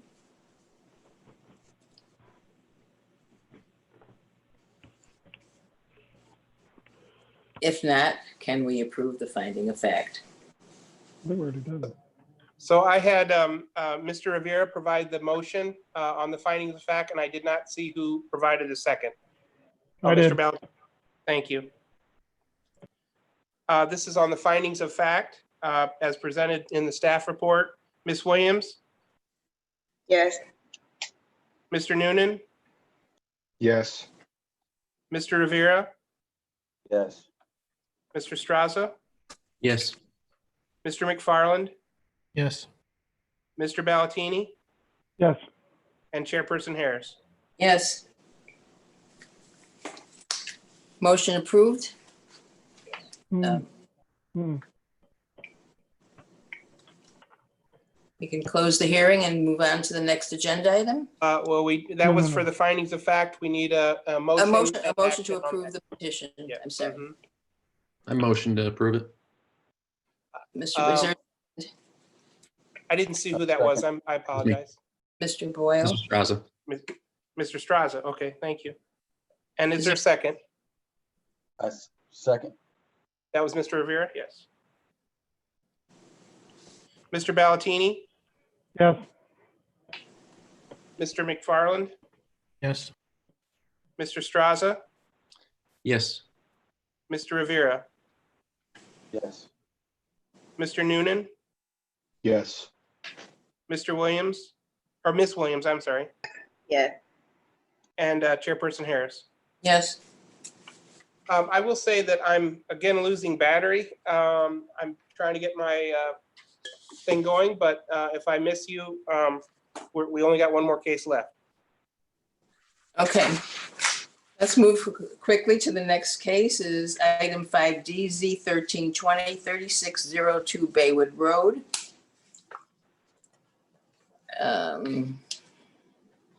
Will the staff give a report, please? Sure. Case 13-20 3602 Baywood Road is a request to decrease the rear yard setback. The applicant would like to add an enclosed porch onto their house. Staff is supportive of this as long as there's no objections. We've not heard any objections. The only thing is, well, I'll go through the report. So 306 Baywood Road, there's some 3602 Baywood Road. There are some photos on the screen in front of you. It is a corner lot. It has two front yards. The house faces Baywood Road versus facing the street to the west of the property. So it's oriented towards the main road of the subdivision, which is a little bit different than some of the other homes in the neighborhood. It's a little bit under a half acre, around 2,100 square feet. And it's been used as a single family home. As you can see, it's a corner lot there. The property is zoned R1B. Our R1B has a minimum of 30 feet for the front and rear yard setbacks, and then 6 feet on the side yard setbacks. This property actually has a larger front yard setback that's platted as part of the neighborhood. And the neighborhood is improved with single family homes. Another photo there for you. So the applicant is requesting the variance because they would like to add onto the property. They want to have a porch that's mostly enclosed, although the windows shown on the display are screens actually. But because of the amount of enclosure, those windows could easily be replaced by a future tenant or future property owner and put in, actual enclosed windows. So, we do allow open porches in the rear yard setback, but because of the design and the siding and, the way the porch is laid out, it is more of a closed porch because it's not directly open on 3 sides. Here's kind of just a photo and a mock-up of what that might look like from the street. It would be on the back of the house. It would encroach into the rear yard setback about 15 feet, reducing the rear yard to about 15 feet. There is still a separation with the property to the north, but it would decrease because of the porch. Looking at the actual lot, as I mentioned, it has a front yard setback of 40 feet, and that is on 2 sides. So the buildable area is somewhat limited because it's a corner lot. And then also because it is oriented towards the main road of the subdivision, the building is set back, and that rear yard, it's more of a wider lot than longer. Sorry. So the rear yard is limited. The majority of other homes in the neighborhood have larger setbacks in the rear yard and could easily add this porch without needing a variance. So it's really because of the orientation of the home and the existing front yard setbacks that limit where the porch could go and where the house is located. Just some of the surrounding homes in the neighborhood as well. It's mostly single family. And looking at the standards for a variance, we use the same 5 standards that I just explained in the previous case, but the physical hardship associated with the property is due to the platted setbacks and the orientation of the home and the lot. The variance, whether or not the variance is the minimum action necessary, staff is kind of deferring to the board on that. The need for the variance is because if you were going to enclose or add on to the home, regardless, you would need a variance because it's built right up at the rear yard setback. So unless you were adding an open-aired porch, anything else would require a variance. And whether or not it's going to be detrimental to the neighborhood, it is in keeping with the neighborhood. Other homes have similar additions. It will encroach a little bit on that property to the north, but we've not received any complaints or concerns from the neighboring property owners. So, without any objections, staff is supportive. Thank you. Is there any discussion of the staff report?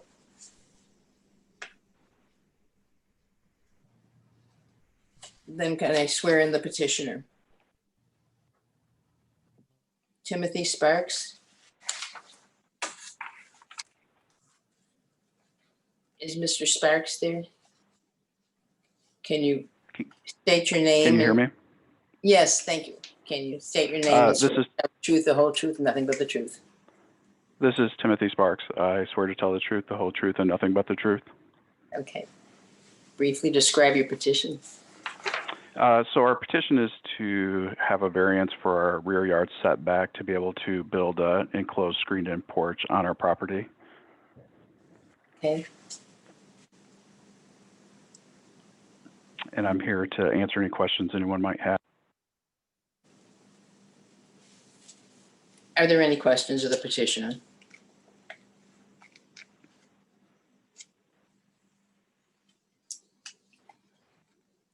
Okay, thank you. Are there any witnesses who would like to speak for the petition or against it? No one else has registered to speak and no one is present at City Hall. Thank you. So then I will close the hearing and ask for the staff to present the findings of fact.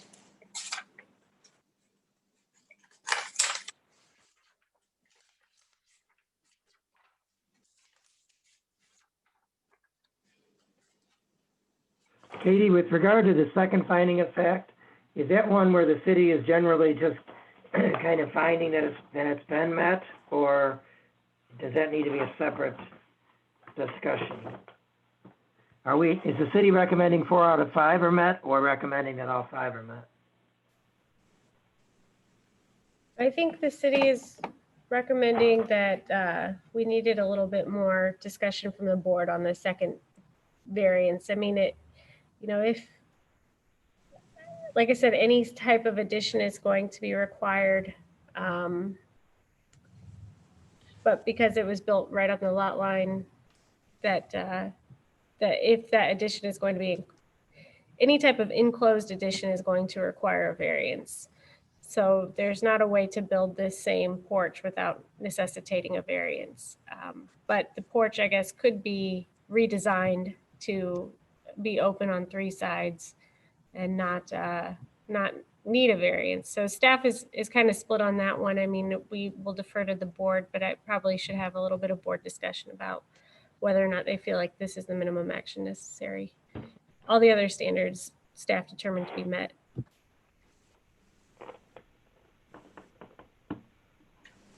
Having had that explanation, does the board feel that they need to reopen the hearing and ask any questions of the applicant, or is there any discussion, or? The way that it works for a variance is all 5 need to be met for the variance to be found. Staff is finding 4 out of 5 and kind of sounds like not making a finding one way or the other for number 2. I think that's the right way to characterize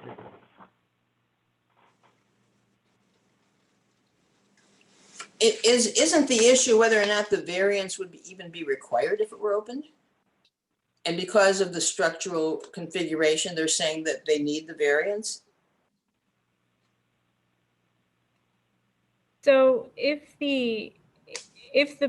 let's assume that it was just like a porch like you would see on the front of a house where you've got a pergola or a roof overhang and then 3 open-aired sides.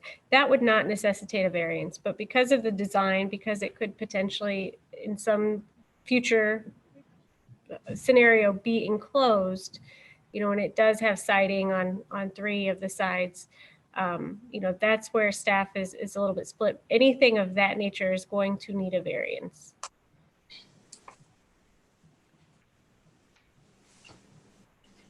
So where do we stand? We are going forth with the variance, and I guess I would recommend maybe that the board consider voting individually on each standard to whether or not they think it's met.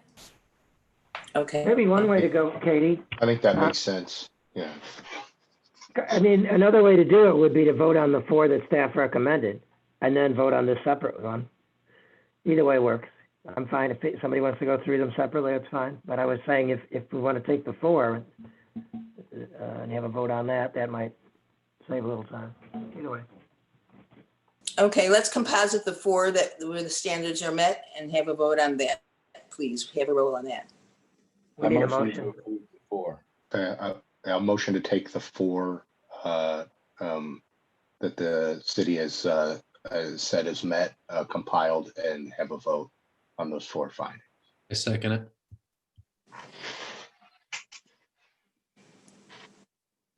Mr. Ballatini, Yes. Mr. McFarland, Yes. Mr. Straza, Yes. Mr. Rivera, Yes. Mr. Noonan, Yes. Ms. Williams, Yes. and Chairperson Harris. Yes.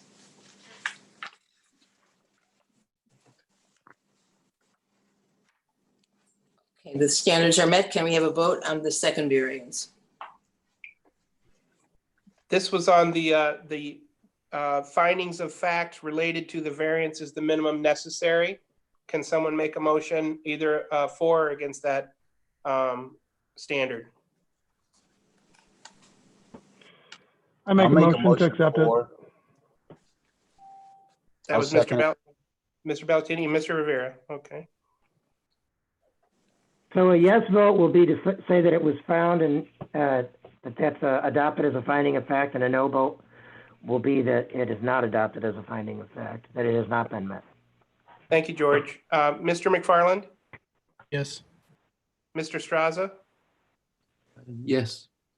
Mr. Rivera, Yes. Mr. Noonan, Yes. Ms. Williams, Yes. Mr. Ballatini, Yes. and Chairperson Harris. Yes. And now we need a motion on final approval of the variance with or without conditions. I make a motion to approve the variance as set forth. Second. Mr. Straza, I'm sorry, No, okay. Mr. I was just saying, let's Straza, get So we're voting yes if it's, we're going as it is, as is? to approve the variance. You've approved the findings of fact Yes. necessary to move forward on final action to approve the variance or deny the variance. Okay, yes. Mr. Rivera, Yes. Mr. Noonan, Yes. Ms. Williams, Yes. Mr. Ballatini, Yes. and Mr. McFarland, Yes. and Chairperson Harris. yes. Okay, variance approved. Can we have a motion to approve or deny the petition? Uh, That's We what already we did, that's what we okay. just did. Okay, it's complete then. Okay, let's close the hearing. It's a long meeting. Is there any other business? No, we we have have- some new business. I'd like to welcome Ms. Williams. Welcome. Nice to meet you. Thank you. Nice to meet you. Okay. Hello. Next meeting won't be this long. It's a nice. Oh, it's fine. I learned a lot. So. Ms. Harris, before we adjourn, I have one announcement. So whenever you're done with Ms. Williams' introduction. Would you like to say something about yourself, Ms. Williams, please? Introduce Oh, well, my name is Nikki. I've been here for 32 years. I've done a lot of volunteering in Bloomington.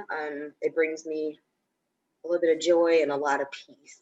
So I'm a people person, and I'm really looking forward to learning and growing. I've learned a lot here today already. So Thank you, Nick. Thank you. Thank you. No, thank you and welcome. Thank you. Katie, you have an announcement? Yeah, I just wanted to say the State Illinois APA Conference is going to be online this year, and they offer a commissioner training for zoning board and planning commissioners. I'll send out an email after this. It's September 16th and 17th, I believe. So if anybody is interested in attending, please let me know, and we can help coordinate that. The training goes over things such as establishing of findings, meeting protocols, kind of just general background about planning, and it's very helpful. I would recommend it to anybody who's interested in serving or who does serve on the board. So, and it's virtual this year. So, okay, thank you. If that's everything, let's. I was I'm just gonna sorry, echo George? Katie's remarks and say it's a very useful training. Yeah, it's facilitated by, I think Ansel Glink and Teskin Associates will be the facilitators doing the training this year. So